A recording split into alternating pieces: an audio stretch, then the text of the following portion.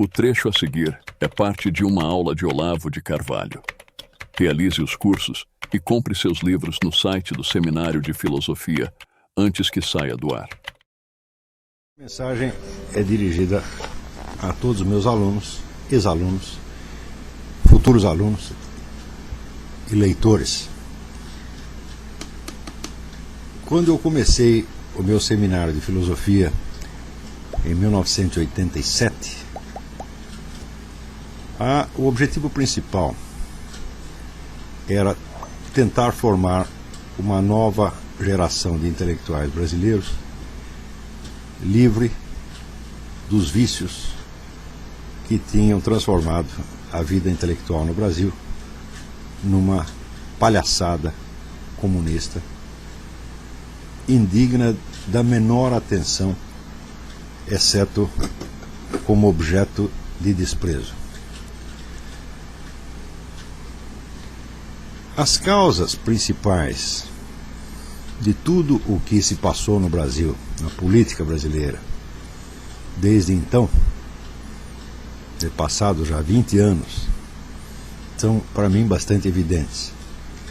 Em primeiro lugar, a deterioração da Igreja Católica, que a partir do Concílio Vaticano II foi sendo cada vez mais infiltrada por comunistas, uns mais ostensivos, outros mais camuflados, e que foi, aos poucos, perdendo toda a sua força espiritual e a sua capacidade de irradiar sobre a nação uma influência benéfica.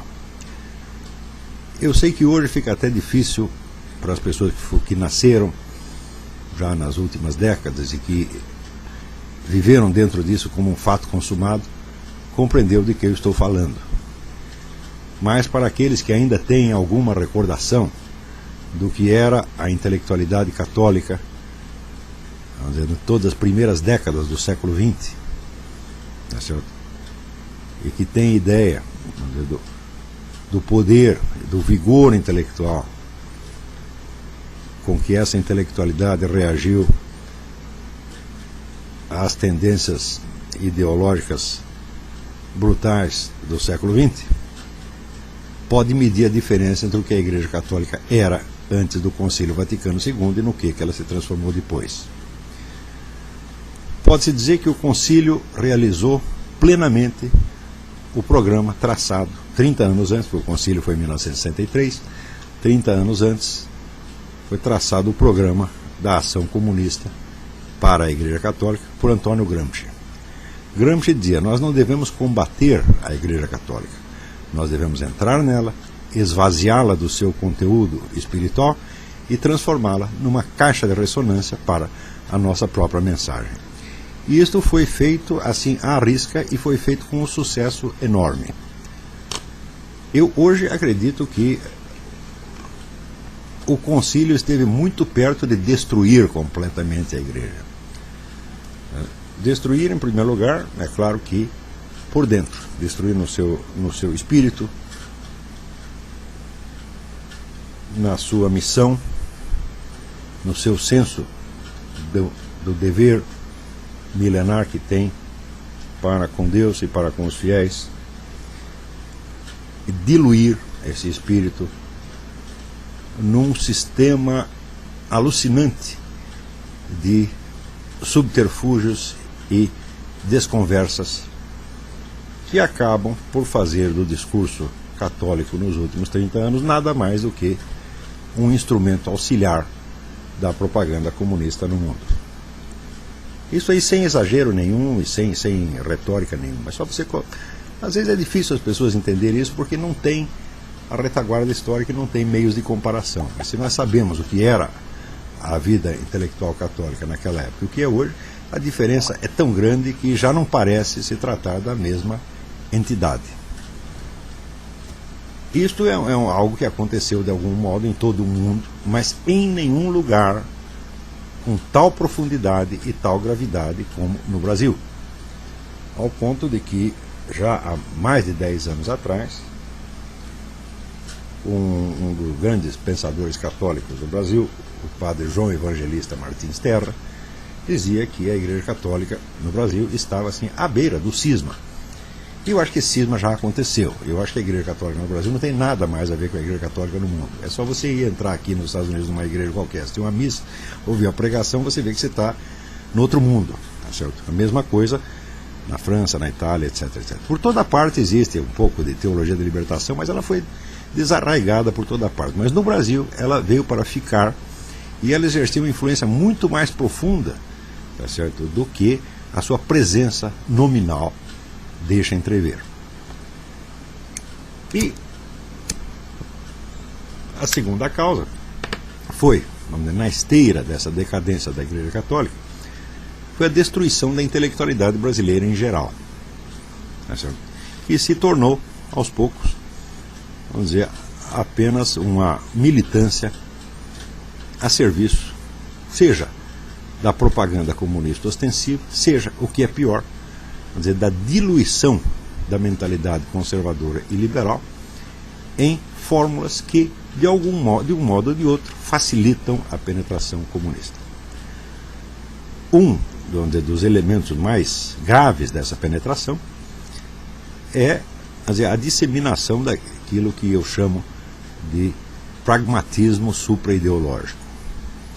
Eu acabei de escrever um artigo sobre isso para o Diário do Comércio e creio que lá vocês podem encontrar maiores esclarecimentos a respeito. Mas só para dar um resumo, é esse o nome que eu dou a esta ideologia que acredita que